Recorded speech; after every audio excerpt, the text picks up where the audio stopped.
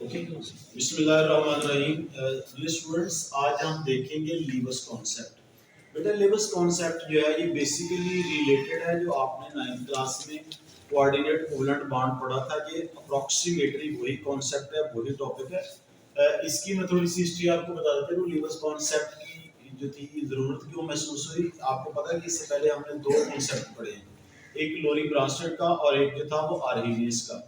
उसमें बेसिकली दोनों में हमने ये कहा, पहले फर्स्ट में हमारे इंग्लिश में हमने कहा कि अगर एसिड जो है वो H पॉजिटिव आयन देता है, जबकि हाइड्रो बेस जो है वो हमारा हाइड्रोक्सिल आयन देता है।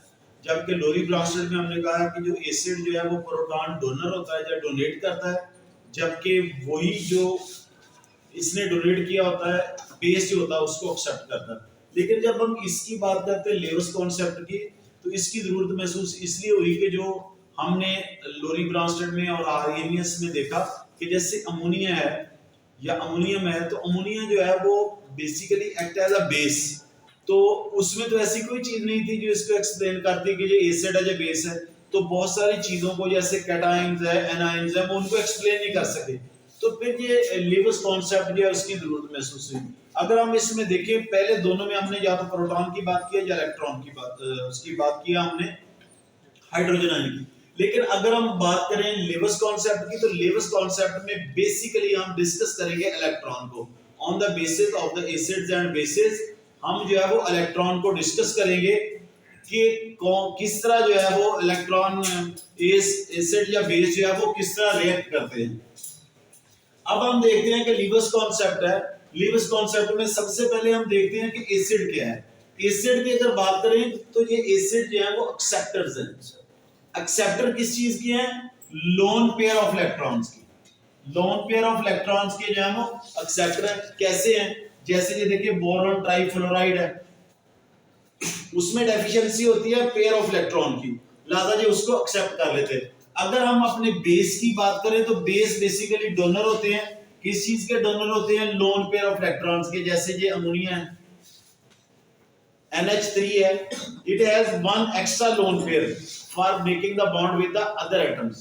So अब ये देखिए कि एसिड और बेस है, जब ये दोनों चीजें आपस में मिलती हैं तो हमारे पास बनता अडक्ट।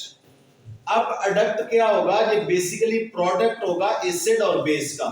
लेकिन एक बात जो है वो that is much more important, वो ये है कि जो बनने वाली स्पीशी है वो सिंगल होनी चाहिए। ये देखिए बनने वाली स्पीशीज जो है वो सिंगल होनी चाहिए, एक बात। दूसरी बात बेटा एक बात ध्यान में रखनी, अगर हम ये कहें एक हमारे पास ये एसिड है और ये बेस है और ये हमारे पास बन रहा है अडक्ट, फर्ज कर लेंगे ऐसे अडक्ट बन रहा है, देखिए दोनों के ऊपर कोई चार्ज नहीं है तो इधर भी कोई चार्ज नहीं होगा। अब ये देखिए ये सिंगल स्पीशी है। अगर हम ये कह देते हैं कि बेस के ऊपर पॉजिटिव चार्ज है तो बेटा अडक्ट के ऊपर भी सेम पॉजिटिव चार्ज है। ये बात ध्यान में रखनी है, नेगेटिव आने के चांसेस नहीं होते। अब हम इसकी एग्जांपल्स की तरफ जाते हैं। ये देखें ये अमोनिया है, अमोनिया के पास ये दो लोन पेयर जो सॉरी ये दो इलेक्ट्रॉन या एक लोन पेयर एक्स्ट्रा है। अब इसको बोरॉन ट्राइफ्लोराइड के साथ जब इसका रिएक्शन होता है तो क्या होता है कि ये दोनों इलेक्ट्रॉन जो है ये पूरे के पूरे बोरॉन में चले जाते हैं। अब ये देखिए ये आफ्टर रिएक्शन बनेगा जब, तो ये देखिए ये छोटा सा एरो बनता है यहाँ। अब ये एरो जो है ये बेसिकली एरो नहीं है, this is coordinate covalent bond. This is coordinate covalent bond. अच्छा बेटा ये देखें ये कोऑर्डिनेट कोवेलेंट बॉन्ड है। अब ये देखें ये आपको रेड दो डॉट्स नजर आ रहे होंगे, ये बेसिकली वो इलेक्ट्रॉन पेयर है जो वो डोनेट कर रहा है। अब ये देखें ये नाइट्रोजन से बोरॉन की तरफ है। इसका मतलब यह है कि नाइट्रोजन जो है वो एक लोन पेयर डोनेट कर रहा है और बोरॉन उसको एक्सेप्ट कर रहा है, लिहाजा नाइट्रोजन जो है वो इसमें एज अ बेस यूज होगा, यानी ammonia as a base use होगा और जो बोरॉन ट्राइफ्लोराइड है BF3 वो एज एन एसिड यूज होगा, क्योंकि बतौर एसिड वो उसको एक्सेप्ट कर रहा है और बतौर बेस उसको डोनेट कर रहा है। अगर हम नेक्स्ट एग्जांपल देखें, जैसे मैंने आपका कहा कि अडक्ट एक सिंगल स्पीशी होगा, लेकिन जो चार इनमें से किसी एक के ऊपर होगा वो उसके ऊपर आ जाएगा। इसी तरह ये देखें हमने उसी तरह अमोनिया की एग्जांपल ली, इसके पास बेटा ये देखिए ये लोन पेयर इसके पास पड़ा हुआ है और ये हाइड्रोजन के पास चला जाएगा। ऐसे क्लियर होगी बात। अब इसके पास एक्स्ट्रा इलेक्ट्रॉन है, it act as an base, और ये क्या होगा, एक्ट एज एन एसिड। अब इसी तरह ये देखें, ये वाला जो एरो है ये वही वाला एरो है जो हमने ऊपर बनाया था कोऑर्डिनेट कोवलेंट बॉन्ड का। यहां तक बात क्लियर है? कोई प्रॉब्लम है तो मुझे बता दें। भाई क्लियर है? ओके। अब हम देखते हैं कि लीविस एसिड को इसके अलावा भी क्या हम कोई बात कर सकते हैं। तो देखें, a molecule in which central atom has incomplete octet. Lewis acid के लिए कि जो सेंट्रल एटम है उसका ऑक्टेट कंप्लीट नहीं होगा, जो हम न्यूक्लिक एसिड में करते हैं। कैसे? बोरॉन ट्राइक्लोराइड, एल्युमिनियम क्लोराइड और फेरिक क्लोराइड, यानी BF3, AlCl3 और FeCl3, ये वो चीजें हैं। उसके बाद ये एक्टर एसिड, ये एक बात है। दूसरी बात क्या है? दूसरी बात क्या, sample contains cations can act as an Lewis acid.